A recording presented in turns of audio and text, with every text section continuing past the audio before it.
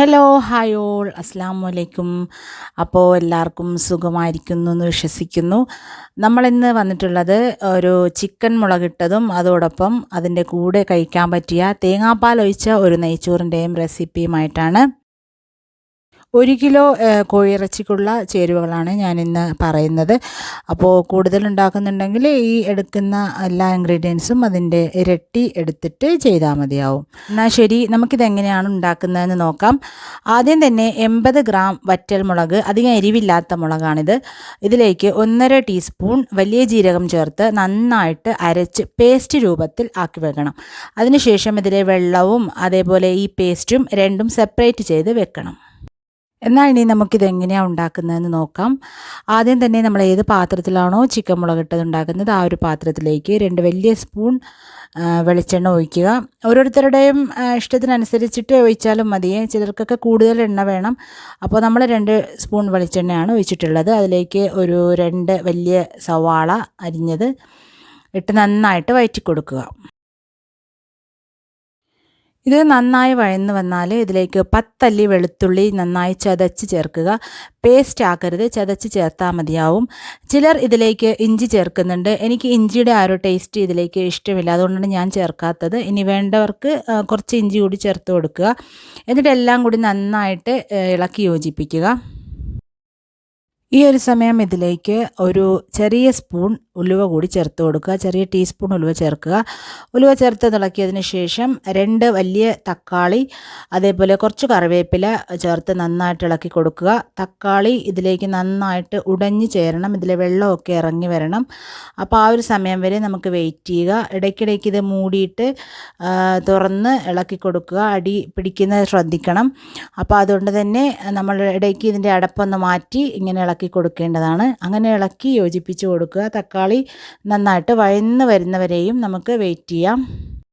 തക്കാളി നന്നായിട്ട് വഴന്ന് വന്നതിന് ശേഷം നമ്മൾ നേരത്തെ അരച്ച് മാറ്റി വെച്ചിട്ടുള്ള നമ്മുടെ വറ്റൽ മുളകിൻ്റെ ആ ഒരു പേസ്റ്റ് ഉണ്ടല്ലോ, അത് ഇതിലേക്കിട്ട് എണ്ണ തെളിയുന്നവരെയും ഇതൊന്ന് ഇളക്കി കൊടുക്കണം. ഈ ഒരു സമയം നമ്മുടെ സ്റ്റൗവിലെ തീ സിമ്മിലാണെന്ന് ഉറപ്പ് വരുത്തണം, അല്ലെങ്കിൽ നമ്മുടെ മുളക് കരിഞ്ഞു പോകാൻ ചാൻസ് ഉണ്ട്. തെളിഞ്ഞ് വന്നിട്ടുണ്ട്. ഈ ഒരു സമയം നമ്മൾ നേരത്തെ കഴുകി മാറ്റി വെച്ചിട്ടുള്ള ചിക്കൻ ഇതിലേക്ക് ഇട്ട് കൊടുക്കുക. എന്നിട്ട് നന്നായിട്ട് ഇളക്കി ഈ മസാല എല്ലാ ഭാഗത്തും എത്തുന്ന രീതിയിൽ യോജിപ്പിച്ച് കൊടുക്കുക. അതോടൊപ്പം തന്നെ ഈ ഒരു സമയം നമുക്ക് എത്രയാണോ ഇതിലേക്ക് ഉപ്പ് വേണ്ടത് ആ ഒരു ഉപ്പ് ഇപ്പോൾ ഈ ഒരു സമയം ഇട്ട് കൊടുക്കണം. അപ്പോഴാണ് ഇറച്ചിയിലൊക്കെ ഉപ്പ് നന്നായിട്ട് കടക്കുകയുള്ളൂ. അപ്പോൾ അങ്ങനെ ഇട്ടിട്ട് ഇത് നന്നായിട്ട് യോജിപ്പിച്ച് അതിന് ശേഷം ഇതിലേക്ക് നമ്മൾ നേരത്തെ അരച്ച സമയത്ത് നമ്മൾ 1.5 കപ്പ് വെള്ളം അമ്മി കഴുകിയത് മാറ്റി വെച്ചിട്ടുണ്ടായിരുന്നു. ആ ഒരു വെള്ളം കൂടി ഇതിലേക്ക് ഒഴിച്ചു കൊടുക്കുക. എനിക്ക് ഏകദേശം 2.5 കപ്പോളം വെള്ളം ഇതിലേക്ക് ആവശ്യമായി വന്നിട്ടുണ്ട്. ഏകദേശം ഈ ഒരു ചിക്കൻ്റെ മുകൾ ഭാഗത്ത് വെള്ളം നിൽക്കുന്ന രീതിയിലേക്കാണ് ഇതിലേക്ക് വെള്ളം ഒഴിക്കേണ്ടത്. ഇനിയിപ്പോൾ അത്ര വെള്ളം നിങ്ങൾക്ക് വേണ്ട എങ്കിൽ ആ 2.5 കപ്പിന് പകരം 1.5 കപ്പ് വെള്ളം ഒഴിച്ചാൽ മതിയാവും. ഇപ്പോൾ ഇതാ നമ്മുടെ ഈ ഒരു ചിക്കൻ മുളകിട്ടത് ഏകദേശം ആയിട്ടുണ്ട്. അപ്പോൾ നമുക്കിത് മാറ്റി വെക്കാം. അപ്പോൾ ഇനി നമുക്ക് നെയ്ച്ചോറുണ്ടാക്കി തുടങ്ങാം. ഞാൻ 3 കപ്പ് അരിയുടെ അളവിലുള്ള നെയ്ച്ചോറാണിന്ന് തയ്യാറാക്കുന്നത്. സാധാരണ നമ്മൾ 1 കപ്പിന് 1.5 കപ്പ് വെള്ളമാണ് ഒഴിക്കുന്നത്. പക്ഷേ ഈ ഒരു നെയ്ച്ചോറിൽ നമ്മൾ തേങ്ങാപ്പാൽ ചേർക്കുന്ന കാരണം കൊണ്ട് തന്നെ ഇതിലേക്ക് 2 കപ്പ് വെള്ളം ഒഴിച്ചാൽ മതിയാവും. ഇതിലേക്ക് 3 കഷ്ണം പട്ട, 4 ഗ്രാമ്പൂ, 5 ഏലയ്ക്ക, അതുപോലെ ഒരു ജാതിപത്രി ഇവയൊക്കെ ഇട്ട് കൊടുക്കുക. എന്നിട്ട് വെള്ളം നന്നായി വെട്ടിത്തിളയ്ക്കുന്നവരെ വെയിറ്റ് ചെയ്യുക. വെള്ളം നന്നായി വെട്ടിത്തിളയ്ക്കുമ്പോൾ ഇതിലേക്ക് നമ്മൾ നേരത്തെ കഴുകി വെള്ളം വാലാൻ വെച്ചിട്ടുള്ള അരി ഇട്ട് കൊടുക്കുക. അതോടൊപ്പം തന്നെ ഇതാ ഇങ്ങനെ ഒരു ഇല ഇവിടെ നമ്മൾ നെയ്ച്ചോറിലേക്ക് ഇടാറുണ്ട്. ഇതിന് കേരളത്തിൽ എന്താ പറയുന്നതെന്ന് എനിക്കറിയില്ല. ഇവിടെ നമ്മൾ ബിരിയാണി ഇല എന്ന് പറയും. ഈ ഇലയുടെ പേര് അറിയാവുന്നവർ ഒന്ന് കമൻറ്റ് ബോക്സിൽ അറിയിക്കുക. അപ്പോൾ നമ്മളിവിടെ ഇത് ബിരിയാണി നെയ്ച്ചോറൊക്കെ വെക്കുമ്പോൾ ഈ ഒരു ഇല ഉപയോഗിക്കാറുണ്ട്. ഇവിടെ മിക്കവാറും എല്ലാ വീടുകളിലും ഈ ഒരു ഇല ഉണ്ട്. ഈ ഒരു സമയം ഇതിലേക്ക് 3 വലിയ സ്പൂൺ RKG അതായത് പശുവിൻ നെയ്യും 2 കപ്പ് തേങ്ങാപ്പാലും ഒഴിച്ചു കൊടുക്കുക. എനിക്ക് ടോട്ടൽ 4 കപ്പ് വെള്ളമാണ് ഇതിലേക്ക് ആവശ്യമായി വന്നത്, തേങ്ങാപ്പാലടക്കം.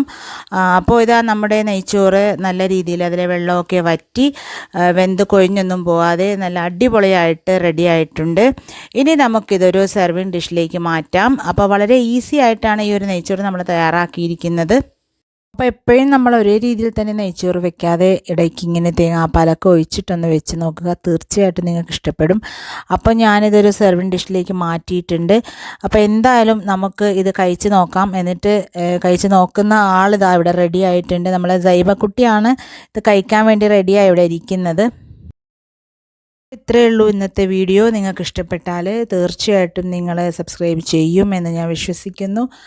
അപ്പോൾ ഇനിയും ഇതേപോലെയുള്ള നല്ല നല്ല വീഡിയോസുമായി നിങ്ങളുടെ മുന്നിലെത്തുന്നവരേക്കും അസ്സലാമു അലൈക്കും.